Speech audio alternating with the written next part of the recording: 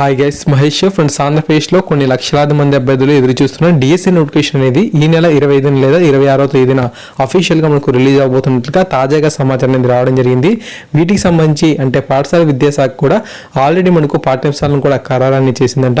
నియామక పరీక్షకు సంబంధించి ఉత్తర్వులు కూడా జారీ చేసినట్లుగా తాజాగా సమాచారం అయితే ఉంది. సో ఈ యొక్క తాజా అప్డేట్ మీరు ఈ యొక్క వీడియోనే కాకుండా www.eenadu.pratibha.in లో కూడా ఈ తాజా సమాచారం మీరు పరిశీలన చేయవచ్చు. ఓకేనా? సో ఆర్టికల్ మీకు చదివి వినిపిస్తాను, లేదంటే మనకు టుమారో న్యూస్ పేపర్లో కూడా రావచ్చు. ఓకే, సో ఇక్కడ చూడండి ఫ్రెండ్స్, మనకు రాష్ట్రంలో నిరుద్యోగులు ఎప్పుడెప్పుడు అని ఎదురు చూస్తున్న ఉపాధ్యాయ నియామక పరీక్ష డిఎస్సి ప్రకటనకు రంగం సిద్ధమైంది. ఎలాంటి అవాంతరాలు రాకపోతే అక్టోబర్ 25 లేదా 26న మనకు డిఎస్సి ప్రకటన విడుదల చేసేలాగా అధికారులు ప్రణాళిక రూపొందించారు. డిఎస్సి నోటిఫికేషన్ కోసం దసరాన్ని మంగళవారంలో ప్రభుత్వానికి పంపాలని అధికారులు భావిస్తున్నారు.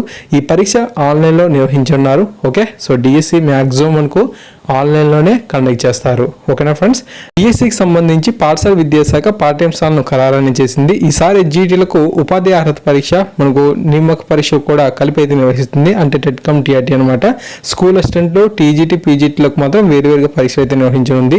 ఎస్జిటిలకు 8వ తరగతి, స్కూల్ అసిస్టెంట్, టీజీటీలకు ఇంటర్మీడియట్, పీజీటీలకు డిగ్రీ స్థాయి వరకు ప్రశ్న అయితే ఉన్నారు. సో ఖచ్చితంగా ఎస్జిటి వారు 8వ తరగతి వరకు బుక్స్ అయితే చదవాల్సి అయితే ఉంటుంది. అండ్ అంతేకాకుండా స్కూల్ అసిస్టెంట్, టీజీటీలు ఇంటర్మీడియట్, పీజీటీ వారు మాత్రం డిగ్రీ స్థాయి వరకు కూడా బుక్స్ అనేది రిఫర్ అనేది చేయాల్సి అయితే ఉంటున్నట్లుగా ఇక్కడ సమాచారం అయితే ఉంది. టెట్ టీఆర్టీని కూడా మనకు కలిపి 100 మార్కులకే నిర్వహించాలని భావిస్తున్నారు.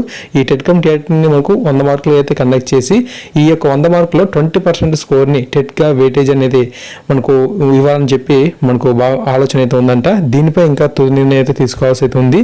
గిరిజన సంక్షేమ శాఖ నుంచి వచ్చిన schedule area, non schedule area ఆశ్రమ పాఠశాలల పోస్టుల్లో కొన్ని చిత్రలేఖనం, ఆర్ట్ క్రాఫ్ట్ పోస్టులు ఉన్నందున వీటికి సంబంధించిన పాఠ్యాంశాలను కూడా రూపొందిస్తున్నారు.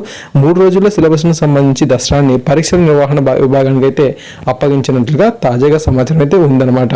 ఓకే, సో తర్వాత మనకి ఏంటంటే వ్యాయామ ఉపాధ్యాయ పోస్టుకు సంబంధించి అనుమతి అనేది మనకు ఆర్థిక శాఖ అయితే ఇవ్వాల్సి అయితే ఉంది. సో దీనికి సంబంధించిన అప్డేట్ కూడా ఉంది. ఎస్జిటిలకు టెట్ టీఆర్టీ నిర్వహణకు అనుమతి ఇస్తూ మనకు శుక్రవారం ప్రభుత్వం ఉత్తర్వులు అయితే జారీ చేసింది. అవి మనకు పాఠశాల విద్యాశాఖ అందాయి. కొత్తగా మంజూరు చేసిన వ్యాయామ ఉపాధ్యాయ పోస్టులకు ఆర్థిక శాఖ అనుమతి అయితే లభించాల్సి అయితే ఉంది. అనుమతి లభించిన వెంటనే రిజర్వేషన్ రోస్టర్, సిలబస్ వివరాలతో దసరాని ప్రభుత్వానికి పంపనున్నారు. పురపాలిక, గిరిజన, బీసీ సంక్షేమ శాఖలు పోస్టుల వివరాలను పాఠశాల విద్యాశాఖ అందించాయి. ఆదర్శ పాఠశాల ప్రిన్సిపల్ రిజర్వేషన్పై ఇప్పటివరకు కూడా స్పష్టత అనేది రాలేదు. ఓకే, సో ఈ విధంగా మనకు దాదాపుగా అన్ని పోస్టులకు సంబంధించి ఇన్ఫర్మేషన్ అయితే ఉంది. ఓకే, వ్యాయామ ఉపాధ్యాయ పోస్టులకు సంబంధించి మాత్రం ఖచ్చితంగా మనకు ఆర్థిక శాఖ నుంచి అయితే అనుమతి అయితే రావాల్సి అయితే ఉంది. మిగతా అన్ని పోస్టులకు సంబంధించి చాలా క్లియర్గా డేటా అనేది రావడం జరిగింది. సో ఆల్రెడీ మనకు సిలబస్ను కూడా రూపొందించారు. అధికారికంగా ఇంకా మనకు ప్రకటనకు సంబంధించి ఇటువంటి అడ్డంగా లేవని చెప్పుకోవచ్చు. ఈ నెల 25 కానీ లేదంటే 26వ తారీఖున కానీ డిఎస్సి నోటిఫికేషన్ అయితే వస్తుంది.